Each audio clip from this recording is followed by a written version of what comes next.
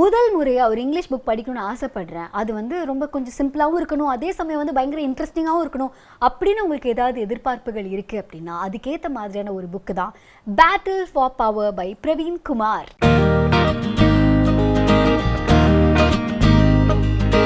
பொதுவாக ஒரு thriller book வந்து நான் ஏன் படிப்பேன் அப்படின்னா, சம்டைம்ஸ் வந்து படிக்கிறதுக்கான மூட் போயிருக்கும். எனக்கு ஏதாவது ஒரு புக்கு எடுத்து அது கொஞ்சமாவது உள்ளே போனால் தானே அந்த ஃப்ளோ வரும் அப்படின்னு நான் யோசிக்கும் போதெல்லாம் வந்து த்ரில்லர் புக் போவேன். ஏன்னா அதில் எப்படியும் கதைப்படி வந்து நம்ம அடுத்தடுத்து என்ன நடக்குது அப்படின்னு தெரிஞ்சுக்கிறதுக்காகவாது கொஞ்சம் நேரம் எக்ஸ்ட்ரா புக் படிப்போமே அப்படிங்கிறதுக்காக தான். ஸோ ஜென்ரலாகவே நீங்கள் வந்து புக் படிக்கிறதுக்கு லைட்டாக கஷ்டமாக இருக்குது அப்படின்னு ஃபீல் பண்ணுற ஒரு ஆளாக இருந்தாலும் சரி, அப்படி இல்லைனா வந்து ரொம்ப நாள் ஆச்சுங்க புக் படித்து மறுபடியும் இந்த ஹேபிட் வரணும் அப்படின்னாலுமே நான் எப்போவுமே சஜஸ்ட் பண்ணுறது த்ரில்லர் புக் தான். ஸோ இந்த புக்கில் வந்து ஒரு பயங்கரமான ஒரு படம் பார்த்த ஃபீலிங் இருந்தது அப்படின்னு எனக்கு மட்டும் இல்லை. இந்த புக்கை பற்றி இனிஷியலாக வந்து ஃபோர்வேர்டு எழுதியிருக்காரு நம்மளுடைய தனஞ்சயன் அவர்கள் இருக்கார் இல்லையா, ப்ரொடியூசர். ஸோ அவர் வந்து எழுதியிருக்காரு, அவரும் இதே தான் ஃபீல் பண்ணியிருக்காரு. இந்த புக்கை வந்து கண்டிப்பாக ஒரு படமாக வரணும், செம்மையாக இருக்கும் அப்படின்னு சொல்லியிருக்காரு. அப்படி என்ன அது ஒரு த்ரில்லர் புக் அப்படின்னா, இது வந்து ஒரு இன்வெஸ்டிகேட்டிவ் த்ரில்லர். பட் இதில் வந்து ரொமான்ஸும் இருக்குது, அதுக்கப்புறம் வந்து நிறையா ஒரு இன்வெஸ்டிகேஷனுக்கு தேவையான அந்த த்ரில்லர் பாயிண்ட்ஸ்லாம் இருக்குது. அதையும் தாண்டி ஒரு சில சயின்ஸும் இருக்குது. ஸோ புது புது எலிமெண்ட்ஸ்லாம் வேறு இருக்குது. கதை என்ன அப்படின்னா, ஒரு ஏசிபி இருக்கார், அவர் பேர் வந்து திலக் அப்படின்னு சொல்லிட்டு, அவர் தான் வந்து நம்ம கதையோட ஹீரோ. ஸோ அவரை வந்து ஆஃபீஸில் புல்டாக் அப்படின்னு கூப்பிடுவாங்க. அது ஏன்னா அவர் வந்து எல்லா கேஸையும் பயங்கரமாக சால்வ் பண்ணுவார்.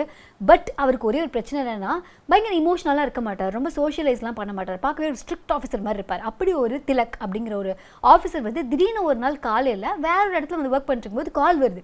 என்னன்னா, இந்த மாதிரி ஒரு குளத்தில் வந்து ஒரு பணம் கிடக்குது, அது யாருன்னே ஐடென்டிஃபை பண்ண முடியல அப்படிங்கிற மாதிரி வந்து ஒரு கேஸ் ஆரம்பிக்குது. அந்த கேஸ் ஆரம்பித்ததுக்கு அப்புறமா இவர் போய் அது என்ன ஏதுன்னு வந்து தேட ஆரம்பிக்கிறாரு. அந்த இடத்துல அந்த பாடி யாருது அப்படிங்கிறத அவனால் ஐடென்டிஃபை பண்ண முடியல. பட் அதே ஏரியாவில் பக்கத்துலேயே வந்து ஒரு நாய் கிடக்குது, அந்த நாயும் வந்து இறந்து கிடக்குது அப்படின்னோடனே 2 பேருக்குமே போஸ்ட்மார்ட்டம் ரிப்போர்ட்காக வந்து வெயிட் பண்ணுறாரு. அப்போ தான் தெரிய வருது 2 பேருக்குமே வந்து டெட்ரோடாக்சின் நினைக்கிறேன், எக்ஸாக்ட்லி எனக்கு தெரியல. பட் இந்த ஒரு கெமிக்கல் வச்சு பாய்சன் பண்ணியிருக்காங்க அப்படின்னு சொல்லிட்டு யார் இந்த நாயும் அவங்களையும் கொண்டிருப்பாங்க அப்படிங்கிற மாதிரி ஒரு தேடலில் வந்து அவர் இறங்குறாரு. இந்த தேடல் வந்து ஒரு வீட்டில் போய் முடியுது. அந்த வீட்டுக்குள்ளே ஒரு நபர் வந்து தூக்கு போட்டு இறந்துருக்காங்க. அவரோட பேர் வந்து பூபேந்தர். இவர் வந்து மெட்ராஸ் யூனிவர்சிட்டியில் இந்த நியூக்ளியர் ஃபிசிக்ஸ்லாம் இருக்குல்ல, அந்த டிபார்ட்மெண்ட்டோடைய ஒரு ப்ரொஃபஸராக இருக்கார். ஸோ இப்போ இவருக்கும் அந்த நாய்க்கும் இல்லை அங்கே வந்து அந்த குளத்தில் வந்து ஒரு பாடி இருக்கு இல்லையா, அவங்க 3 பேருக்கும் என்ன சம்மந்தம்? இப்போ இவர் தான் அவங்க 2 பேரையும் கொண்டிருக்காங்க, அதாவது நாயும் அவரையும் கொண்டிருக்காங்க அப்படின்னா இவர் ஏன் தூக்கு போட்டு இறந்துருக்காரு? முக்கியமாக இந்த வீட்டில் வந்து எந்த ஒரு திங்ஸுமே இல்லை, ஒரே ஒரு கேலண்டர் இருக்குது. அது வந்து இந்த கல்பாக்கம் பவர் பிளான்ட் இருக்குல்ல, அந்த பவர் பிளான்ட்டோட ஒரு கேலண்டர் இருக்குது. அதை தவிர அந்த வீட்டில் ஒரு பொருள் கூட இல்லை. இந்த கேஸை பற்றி இவர் வந்து யோசிச்சுக்கிட்டே இருக்கும்போது டக்குன்னு அப்போ தான் வந்து அவர் வீட்டுக்கு போகிறாரு. வீட்டுக்கு போய் பார்த்தா அங்கே அவரோட மனைவி இல்லை, வீடு ஃபுல்லாக கலைஞ்சு கிடக்குது. ஸோ இந்த இடத்துல மனைவி இல்லைன்னு டக்குன்னு என்ன சொல்கிறாருன்னா, ஒரு ஃப்ரெண்டு கூப்பிட்டு இங்கே வந்து நீங்கள் அந்த ஃபிங்கர் பிரிண்ட்ஸ்லாம் இருக்கான்னு செக் பண்ணுங்கள், என் மனைவி யாரோ கடத்திருக்காங்க, இந்த கேஸ்க்கு தான் ரிலேட்டடாக இருக்கணும்னு நான் நினைக்கிறேன் அப்படிங்கிற மாதிரி சொல்கிறாரு. பட் அந்த ஃபிங்கர் பிரிண்ட்ஸை எடுத்தவங்க டக்குன்னு சொல்கிற விஷயம் என்ன அப்படின்னு பார்த்தா, இங்கே இருக்கிறதுல வந்து அங்கே இருக்க எந்த ஒரு காமன் ஃபிங்கர் பிரிண்ட்டும் இல்லை, ஆனால் உங்கள் மனைவியோட ஃபிங்கர் பிரிண்ட் வந்து அங்கே இறந்து கிடந்தாரு தூக்கில், அவரோட வீட்டில் உங்கள் ஒய்ஃபோட ஃபிங்கர் பிரிண்ட் இருக்குது அப்படின்னு சொல்கிறார். இதுக்கப்புறமா இவருடைய ஆஃபீஸர்ஸ் எல்லாம் கூப்பிட்டு இந்த மாதிரி உன்னோட ஒய்ஃப்க்கும் இந்த மர்டருக்கும் பயங்கரமான சம்மந்தம் இருக்குது, உன் ஒய்ஃப் யாருன்னு முதல்ல உனக்கு தெரியுமா அப்படிங்கிற மாதிரி ஒரு கேள்வி கேட்குறாங்க. இவரோட ஒய்ஃப் இதில் இன்வால்வ் ஆயிருக்காங்க அப்படின்னு தெரிஞ்சோடனே இந்த கேஸை வந்து இவர்கிட்ட பிடிங்கி இன்னொரு ஆஃபீஸ் கிட்ட கொடுக்கலாம் அப்படிங்கிற மாதிரி வந்து பிளான் பண்ணுறாங்க. அந்த ஆஃபீஸர் வந்தோடனே இவர் ஃபஸ்ட்டு கலாய்க்கிற விஷயமே, அவர் ஒய்ஃபை பற்றி உங்களுக்கு தெரியாதா அப்படின்னு தான் வந்து கலாய்க்கிறார். அது ஏன் அப்படின்னா, இவரோட ஒய்ஃபை பற்றி இவருக்கே வந்து எந்த ஒரு விவரமுமே தெரியாது.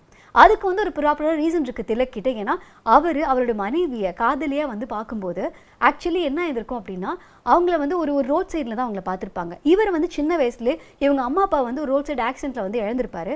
அதுக்கப்புறமா தான் அந்த இமோஷன்ஸே இல்லாத மாதிரி இருந்திருப்பார். பட் திடீர்னு ஒரு பொண்ணை பார்ப்பாரு. அந்த பொண்ணு பார்த்தா அந்த ரோட் சைடில் வாழ்கிறவங்க மாதிரியே இருக்க மாட்டாங்க, ரொம்ப வித்தியாசமாக, அவங்க ஆட்டிடியூட்லேருந்து பாடி லாங்குவேஜ்லேருந்து எல்லாமே வித்தியாசமாக இருக்கும். ஆனால் அந்த பொண்ணு வந்து அந்த இடத்துல வாழ்ந்துட்டு இருக்கு அப்படின்னு தெரிஞ்சோடனே அந்த பொண்ணு யார் அப்படின்னு தெரிஞ்சுக்கிறதுக்காக எஃபர்ட் போடுவார்.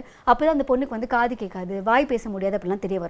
இதையும் தாண்டி அந்த பொண்ணு கூட ஒரு பாட்டி இருப்பாங்க. அந்த பாட்டி வந்து அவங்க வீட்டில் ஏதோ மாமியார் மருமக சண்டை, அதனால அந்த பாட்டி வந்து கோச்சிட்டு வந்திருப்பாங்க. ஸோ இவங்க 2 பேரும் ஒருத்தங்களுக்கு வந்து துணையாக இருந்திருப்பாங்க. இந்த பொண்ணுக்கு தன்னோட பாஸ்ட் பற்றி எந்த ஒரு நினைவுமே கிடையாது. ஸோ இந்த பொண்ணை கொஞ்சம் கொஞ்சமாக பார்த்து ஒரு பழக ஆரம்பிச்சதுக்கு அப்புறமா ஒரு காதல் அப்படிங்கிற மாதிரி நார்மலாக வர ஆரம்பிக்கும். ஆனால் கல்யாணம் பண்ணலாமா அப்படின்னு அந்த யோசனை வரும்போது, சப்போஸ் இந்த பொண்ணுக்கு ஒரு ஆல்ரெடி கல்யாணம் ஆயிருந்தா இந்த பொண்ணோட பாஸ்ட் என்னவா இருக்கும் அப்படின்னு தெரியாமல் கல்யாணம் பண்ணலாமா வேணாமா அப்படிங்கிற மாதிரி அந்த ஒரு சந்தேகத்திலே இருப்பார். ஸோ இந்த பொண்ணு யார், இந்த பொண்ணோட பூர்வீகம் என்ன அப்படின்னு தெரிஞ்சுக்கிறதுக்கு ஒரு தேடலில் இறங்குறாரு. அதே நேரத்தில் வந்து அவங்களுக்கு எப்படியாவது வந்து அந்த காது கேட்கறதுக்கும் இல்லை வந்து வாய் பேசுறதுக்கும் ஏதாவது ஹெல்ப் பண்ண முடியுமா அப்படிங்கிற மாதிரிலாம் வந்து எஃபர்ட் போடுறாரு. ப்ளஸ் நிறைய கவுன்சிலிங் கூட்டு போகிறாரு. அவங்களோட பாஸ்ட்லாம் வந்து நினைவு கொண்டு வரதுக்காக நிறைய விஷயங்கள்லாம் பண்ணுறாரு. அப்போ தான் வந்து இவருக்கு தெரிய வருது உங்களோட ஒய்ஃபோட ஐக்கியூ வந்து வேறு லெவலில் இருக்குது. ஐன்ஸ்டைனுக்கு கொஞ்சம் கம்மி தான், அந்தளவுக்கு பயங்கர ஸ்மார்ட்டான ஒரு பொண்ணு அவங்க. பட் அவங்களோட பாஸ்ட் என்ன அப்படிங்கிறது டோட்டலாக வந்து யாருக்குமே தெரியல. அது இவங்களுக்கு வந்து பயங்கர டார்க்காக இருக்குது. அந்த பொண்ணுக்கு வந்து இவர் வந்து ஒரு ஹியரிங் எய்ட்லாம் வந்து வாங்கி கொடுக்குறாரு. ஸோ அதை வச்சு இனிஷியலி கம்யூனிகேட் பண்ண ஆரம்பிக்கிறாங்க. இந்த கதையில் என்னன்னா நிறைய இடத்துல இந்த குட்டி குட்டி மொமெண்ட்ஸ், ஏன்னா அவங்களால வாய் திறந்து ஒரு விஷயம் சொல்ல முடியாது, இவர் சொல்கிறது வந்து கேட்க முடியாது. இந்த மாதிரியான நேரத்தில் வந்து இவங்களோட புரிதல் எப்படி இருக்குது அப்படிங்கிறலாம் வந்து பயங்கரமாக ஒரு கதையாக சூப்பராக இருந்தது. இது எல்லாத்தையும் தாண்டி இப்போ இந்த போலீஸ் வந்து கேட்கும்போது உங்கள் ஒய்ஃப் யாருன்னு உனக்கு தெரியுமா அப்படின்னு கேட்கும்போது இவரும் அதே தான் யோசிச்சிருப்பார். நானும் அதை தாங்க தேடிட்டு இருக்கேங்கிற மாதிரி தான் இருப்பார். பட் நடுவில் வந்து ஒய்ஃபோட பூர்வீகத்தை தெரிஞ்சுக்கிறதுக்கு அவங்க இருக்கிற ஊருக்கு அதெல்லாம் கொஞ்சம் கண்டுபிடிச்சி அங்கெல்லாம் போய் ட்ரை பண்ணி பார்ப்பாங்க. பட் பெருசாக அந்த பொண்ணுக்கு எதுவுமே வந்து ஞாபகம் வந்திருக்காது. ஸோ இவங்களோட ஒய்ஃபுக்கும் இந்த மீதி நபர்களுக்கும் என்ன சம்பந்தம்? இவங்க எல்லாருக்குமே சேர்த்து கல்பாக்கத்துக்கும் ஒரு பெரிய சம்பந்தம் இருக்குது. ஸோ இதெல்லாம் என்ன அப்படிங்கிறது தான் இந்த கதையோட நீதி பயணம். கதையில் ஒரு சில இடத்துல வந்து நம்மளால எனக்கு நான் மர்டர் மிஸ்ட்ரிலாம் படிச்சிருக்கேன், ஸோ எல்லாம் கண்டுபிடிச்சிருவேன் அப்படிங்கிற மாதிரி தோணினாலுமே நிறைய இடங்களில் இதுக்காகத்தான் ஸ்டார்டிங்கில் அதை அப்படி வச்சுருந்துருப்பாங்களா அப்படிங்கிற மாதிரி நிறைய ட்விஸ்ட் வந்து கொஞ்சம் கொஞ்சமாக வந்து அவிழ்றது வந்து ரொம்ப நல்லாயிருக்கு. இன்னொன்று, இந்த நியூக்ளியர் பவர் ஸ்டேஷன் பற்றியோ இல்லை அங்கே நடக்கிற வந்து பாலிடிக்ஸ் பற்றியோ, ஜியோ பாலிட்டிக்ஸ், இது எல்லாமே இந்த கதையில் ஒரு பார்ட்டாக இருக்குது. ஸோ ஒரு கொலை நம்ம வந்து நார்மலாக ஒரு விஷயம் ஆரம்பிக்கும். பட் இது வந்து கிட்டத்தட்ட பார்த்தா ஒரு 300 பேருக்கு மேலே கொலை செய்யப்பட்டிருப்பாங்க ஒரே ஒரு காரணத்துக்காக. ஸோ இந்த ஒவ்வொரு கதாபாத்திரத்துக்குமே இந்த கதையில் வந்து ஒரு ரோல் இருக்குது. இன்னொன்று, எல்லாருமே வந்து இப்போ எப்படின்னா அந்த ஒய்ஃப் கேரக்டரோ அல்லது கேர்ள் ஃப்ரெண்ட் கேரக்டரோ அவங்களுக்குன்னு ஒரு சப்போர்ட்டிவ் ரோல் இருக்குது. இன்னொன்று, அவங்க வீட்டுக்குள்ளே நடந்திருக்கிற ஒரு பாசமான ஒரு சண்டை இருக்கும். அது பக்கத்து வீட்டுக்காரங்களுக்கு வேறு மாதிரி கேட்டிருக்கும்ல, அது வந்து இவங்களோட கேஸில் வந்து அப்படி இவங்களுக்கு எதிர்மறையாக வந்து நிற்கும். அதையும் தாண்டி இப்போ இவர் இந்த கேஸை சால்வ் பண்ண எண்ட் ஆஃப் த ஸ்டோரியில் பார்த்தா இந்த பொண்ணுக்கும் இந்த பெரிய மர்டர்ஸ்க்குமே வந்து ஒரு பயங்கரமான ஒரு லிங்க் இருக்கும். ஆனால் வந்து கடைசி வரைக்கும் அவருக்கு வந்து தன்னுடைய காதலி மேலே, மனைவி மேலே பயங்கர நம்பிக்கை இருக்கும். அதே மாதிரி ஈக்குவலி வந்து அவங்க பயங்கர ஸ்மார்ட்டாக நிறைய விஷயம் பிஹேவ் பண்ணுவாங்க. ஆனால் நமக்கு ஆரம்பத்துலேருந்து தோணியிருக்காது இவங்களுக்கு ஐக்யூ லெவல் பெருசாக இருக்குது அப்படிலாம் நமக்கு யோசிக்கும் போது பெருசாக இவங்க ஒன்று பண்ண போகிறாங்க அப்படிங்கிற மாதிரிலாம் இருக்காது. பட் ஒரு பாயிண்ட்டுக்கு மேலே எல்லாத்துக்குமே ஸ்ட்ராங்கான ஒரு ரீசன் இருக்கும். இவர் ஏன் இப்படி இருக்காரு, இவரோட கேரக்டருக்கு ஏற்ற மாதிரி தான் அவர் நடக்கிறாரு அப்படிங்கிற மாதிரி. அண்ட் போலீஸ் லெவலில் வந்து ஒவ்வொரு கம்யூனிகேஷன் எப்படி இருக்கும். இந்த கதையில் வந்து ஒரு இடத்துல வந்து பிரசிடென்ட்டே வந்து பேசுவார். ஆக்சுவலி தனஞ்சயன் சார் வந்து ஆரம்பத்தில் எழுதியிருப்பார், இந்த புக்கில் இருக்கிற மாதிரி இது செம்மையான ஒரு படமாக வரும், ஒரு சில நிகழ்வுகள் வந்து நிஜமாவே நடந்தால் வந்து நல்லா இருக்கிற மாதிரி தான் இருக்கும், ஏன்னா வந்து ஒரு படத்துக்குன்னு ஒரு எக்ஸாஜரேஷன் இருக்கும்ல, அது இல்லாமல் இருந்தால் நல்லா இருக்கும் அப்படின்னு சொல்லியிருப்பாரு.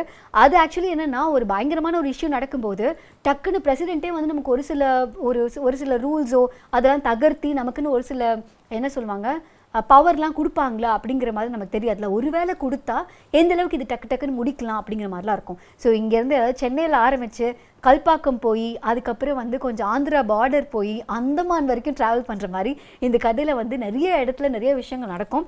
ஸோ நீங்கள் ரொம்ப நாளைக்கு அப்புறம் எனக்கு ஒரு படம் பார்க்குற மாதிரி ஒரு புக்கு படிக்கணும் அப்படின்னா பேட்டில் ஃபார் பவர் அப்படிங்கிற இந்த புக் பிரவீன்குமார் எழுதினது, இந்த புக்கை நீங்கள் வாங்கி படிக்கலாம். அதுக்கான லிங்க் கீழே இருக்குது. இதே மாதிரி ஈஸியான புக் வேணும், ஒரே நாள் நான் படிக்கணும், நான் ஒரு பிகினர் அப்படிங்கிற மாதிரி நீங்கள் ஃபீல் பண்ணீங்க அப்படின்னா புக்ஸ் ஃபார் பிகினர்ஸ் அப்படின்னு சொல்லிட்டு த புக் ஷோடைய பிளேலிஸ்ட் ஒன்று இருக்குது. ஸோ அதில் அந்த மாதிரி ஈஸியஸ்டான புக்ஸ் எல்லாம் வந்து அதில் இருக்கும். ஸோ நீங்கள் அதை பார்த்து சூஸ் பண்ணிக்கலாம். அதையும் தாண்டி நிறைய த்ரில்லர் புக்ஸ்லாம் நீங்கள் வந்து எக்ஸ்ப்ளோர் பண்ணணும் அப்படின்னு நினச்சிங்கன்னா குட் ரீட்ஸில் அதுக்கான வாய்ப்புகள் இருக்குது. அங்கே வந்து நானும் இருக்கேன், இந்த புக்லாம் படிச்சுட்டு இருக்கேன், படிக்கணும் ஆசைப்படுற அந்த மாதிரி அப்டேட்ஸ் நானும் கொடுத்துருப்பேன். அதுக்கான லிங்க்கும் கீழே இருக்குது. இதே மாதிரி த்ரில்லர் கதைகள்லாம் எதுக்கு நான் வந்து பார்த்துக்கிட்டு கேட்டால் மட்டும் போதும் அப்படின்னா த புக் ஷோடைய பாட்காஸ்ட்லாம் வந்து எக்ஸ்க்ளூசிவாக நீங்கள் ஸ்பாட்டிஃபைல கேட்கலாம். அதுக்கான லிங்க்கும் கீழே இருக்குது. ஆர்ஜே அனந்தி அகேன்னா ஃபேஸ்புக், இன்ஸ்டாகிராம், ட்விட்டர் மாதிரி லிங்க் ஃபாலோ பண்ணலாம். அதே மாதிரி த புக் ஷோவையும் ஃபேஸ்புக், இன்ஸ்டாகிராம், ட்விட்டர் மாதிரி லிங்க் ஃபாலோ பண்ணலாம். அதுக்கப்புறம் முக்கியமான விஷயம், எங்கிட்ட வேறு ஏதாவது புக்கை வந்து சஜஸ்ட் பண்ணணும் அப்படின்னு ஆசைப்பட்டீங்கன்னா RJ Ananthi the book show .in அப்படிங்கிற மெயில் ஐடிக்கு நீங்கள் மெயில் அனுப்பி வைக்கலாம். இதை சொல்ல மறந்துட்டேன், இந்த வீடியோ பிடிச்சிருந்தா லைக் பண்ணணும், கமெண்ட் பண்ணணும், அப்புறம் வந்து ஷேர் பண்ணணும். கமெண்ட் பண்ணால் நான் வந்து சாட்டர்டேயில் வந்து அதுக்கு வந்து ரெஸ்பான்ஸ் கொடுப்பேன். அப்புறம் ஷேர் பண்ணணும், த புக் ஷோக்கு சப்ஸ்கிரைப் பண்ணணும். ஓகே, பாய்.